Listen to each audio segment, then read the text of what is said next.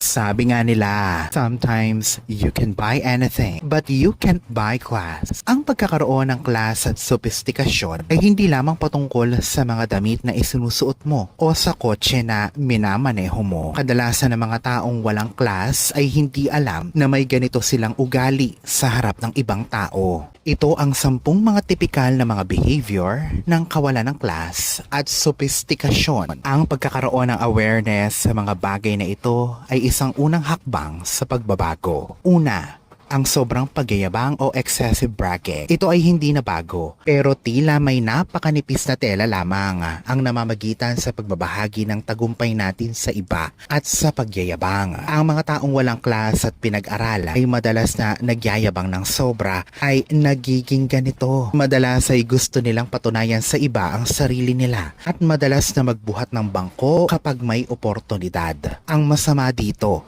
lumalabas na sila ay insecure imbes na sila ay hangaan. Akala nila na sila ay nakakakuha ng respeto, ngunit ito ay sa kabaliktaran lamang. Mas maganda siguro na kapag nagtatagumpay tayo, ay hayaan na lang natin na iba ang makakakita nito at magsasabi nito sa atin, kesa sa tayo ang maunang magbanggit nito sa iba. Kaya sa susunod na natutokso tayong ipagmalaki ang ating tagumpay sa iba, tanungin na muna natin ang ating mga sarili. Ako ba ay nagbabahagi lang o sadyang nagyayabang? Pangalawa, walang empatiya o pagkapa sa nararamdaman ng iba. Ang empatiya o pag-alam sa nararamdaman ng iba ay isang key component ng class at sophistikasyon o pagkakaroon ng magandang asal. Ang pag-unawa at pag-alam sa nararamdaman ng iba at perspektibo ay nagpapakita ng emotional intelligence. Gayunpaman, may ilan na hindi nakikita ito. Sila ay walang pakialam sa nararamdaman ng iba. Tuloy ay lumalabas na wala silang magandang asal at insensitive. Pangatlo, madalas na ayaw na patapusing magsalita ang kausap o madalas na ini-interrupt ang kausap. Ang pakikinig ay isang sining. Ang pakikinig ay hindi lamang isang simpleng pagtahimik, kundi ito ay pagpapakita na ikaw ay totoong nakikinig at inuunawa ang pananaw ng iyong kausap. Ang mga may class at sophistikado ay nauunawaan ito. Gayunpaman, ang mga walang class at magandang asal o sophistikasyon ay madalas na sumasabat o hindi binibigyan ng tsansa ang iba na makapagsalita para lamang mas ibida o ipagdiinan ang kanilang pananaw. Ipagmalaki ang kung anong alam nila o dahil sa simpleng hindi sila interesado sa sinasabi ng iba. Ang mga taong ayaw patapusin ang sinasabi ng iba ay madalas na dominante o walang kooperasyon ayon sa librong Journal of Non-Verbal Behavior. Kaya sa susunod na makaramdam ka na gusto mo na agad na magsalita habang hindi pa natatapos ang sinasabi ng kausap, ay pigilin ang sarili. Hindi lamang ito pagpapakita ng respeto, kundi ito ay pagpapakita na may kumpiyansa ka sa sarili at ikaw ay may pinag-aralan. Pang-apat, walang table manners. Ang pagkakaroon ng table manners ay higit pa sa pagkakaroon ng kaalaman kung ano bang kubyertos ang dapat na gagamitin. Ito ay ang pagbibigay ng respeto mo sa kaharap mo sa hapag o mesa. Pwedeng ito ay ang pagnguya na nakabukas ang bibig, ang pagsasalita na may laman pa ang bibig, pati na yung paggamit ng cellphone habang kumakain o habang may kaharap sa hapag. Ang pagkakaroon ng table manners ay ang pagpapakita ng respeto mo sa iba. Ito ay sa pagpapakita din na gusto mong magkaroon ng magandang dining experience ang lahat. Kaya bantayan mo ang iyong table manners sa hapag. Ito ang madaling paraan para ipakita mo na may class ka o may pinag-aralan sa ibang tao. Panglima, ang punctuality o ang pagdating ng maaga sa oras na pinagkasunduan ay sobrang pinahahalagahan sa profesional at personal na mga setting o sitwasyon. Ito ay nagpapakita ng respeto para sa oras at mga commitment o responsibilidad. Gayunpaman, ang mga walang class at sophistikasyon ay kadalasang binabaliwala ang pagiging maagap. Sila ay madalas na late sa mga appointment, meeting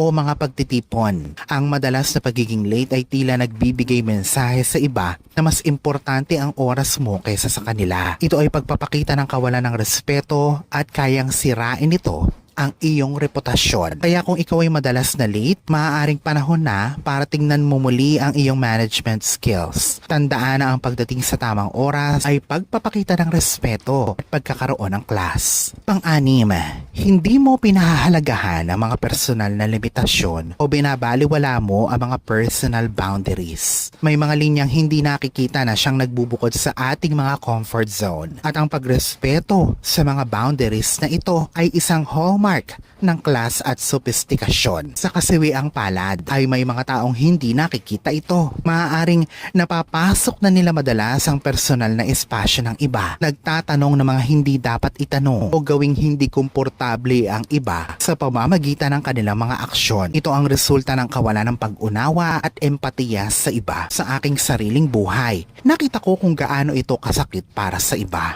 May kaibigan ako noon na nakakaranas madalas na siya ay pinapasok sa kanyang sariling espasyo. Siyang ginagawa na hindi maging komportable at hindi siya nare-respeto. Ang pagrespeto sa mga personal na boundary o limitasyon ay patungkol sa pag-alam ng pagkakaiba ng tao at ang karapatan nila sa pagkakaroon ng personal na espasyo. Ito ay pagtrato sa iba sa paraang gusto mong itrato kanila. Kaya gumawa ka ng effort na maunawaan at irespeto ang mga boundaries o limitasyon ng ibang mga tao sa paligid mo.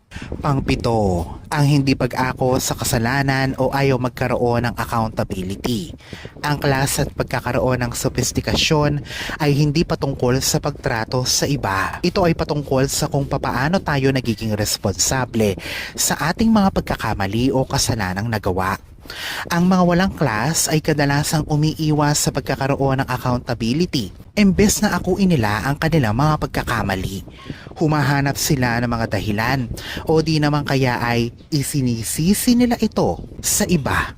Humahanap sila ng mga dahilan o alibay o di naman kaya ay isinisisi nila ito sa iba. Naaalala ko pa noong nagkaroon ako ng isang malaking pagkakamali sa trabaho. Imbes na isisi ko ito sa aking team o humanap ako ng dahilan o alibay, ay inako ko na lang ito. Napakahirap na gawin ito para sa akin. Pero ito ay naging isang turning point. Sa pagkuha ng responsibilidad ay nakakuha ako ng respeto mula sa kanila at natutunan ko ang isang aral. Ito ay isang malinaw na indikasyon ng pagkakaroon ng class at sophistikasyon kahit na napakahirap nitong gawin.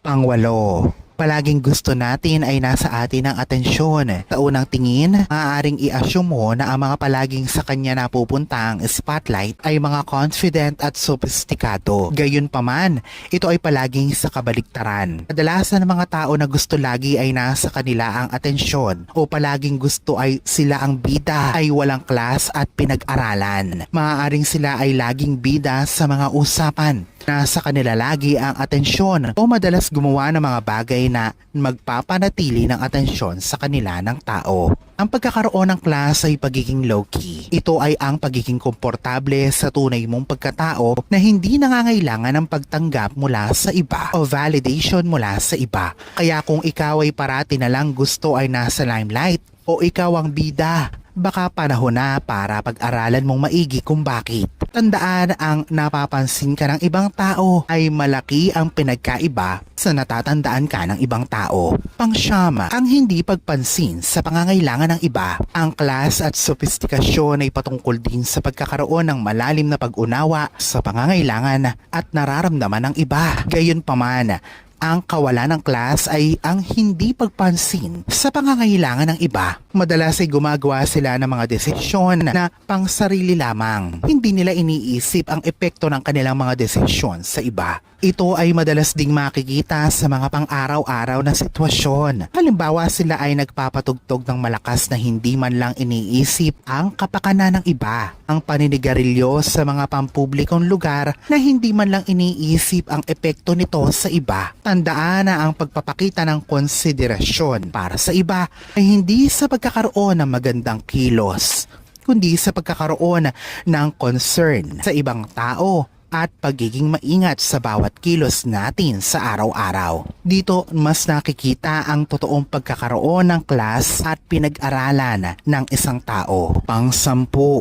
Hindi marespeto sa mga empleyado na nagbibigay serbisyo o mga service staff. May mga tao na walang respeto sa mga waiter, service crew o staff. Ang pagrespeto sa mga taong katulad nito na walang maibibigay na salapi, kundi serbisyo lamang, ay pagpapakita na talagang ikaw ay may class. Hindi lamang sa kanila, kundi sa lahat ng taong mahihina at walang magagawa para sa iyo, ay pagpapakita na ikaw ay may class talaga. Ang mga taong madalas na walang class at pinag-aralan ay kadalasang walang respeto sa mga katulad nila. Iniisip palagi na trabaho nila yan o di naman kaya ay nabili na nila ang pagkatao ng isang empleyado. Tulad nila, sila ay bastos, walang pasensya at walang pagpapasalamat. Gayunpaman ang pagtrato ng maayos sa mga service staff ng may kabaitan at pagrespeto ay hindi maikakailang pagpapakita ng class at pinag-aralan. Ito ay pagkakaroon ng kababaang loob, pagpapasalamat at isang pag-unawa na lahat ay dapat na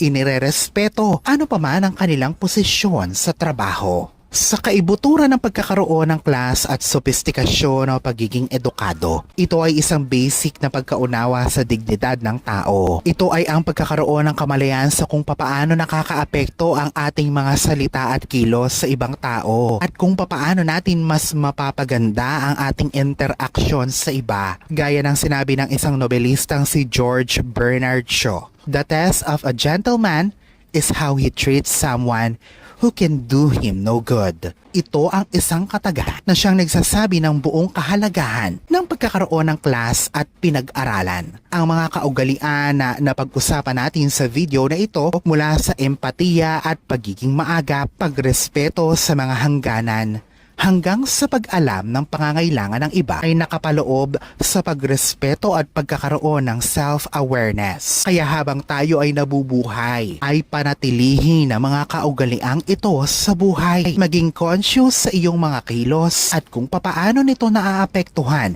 ang ibang tao. Ang pagkakaroon ng class at sopistikasyon ay hindi patungkol sa pag-impress sa ibang tao ng mga yaman at iba pang mga material na bagay o estado na mayroon ka. Ito ay ang pag-iwan sa kanila ng magagandang alaala patungkol sa iyo. Ito ay mula sa kabaitan, respeto at dignidad. Ang bawat interaksyon na sa ibang tao ay isang oportunidad para sa paglago. At ang unang hakbang sa pag-improve ng sarili ay ang awareness o kamalayan sa sarili at sa pangangailangan ng ibang tao. Sa huli, ang pagkakaroon ng class at sopistikasyon ay hindi namamana, ngunit napapag-aralan at napapanatili sa pamamagitan ng conscious effort at practice.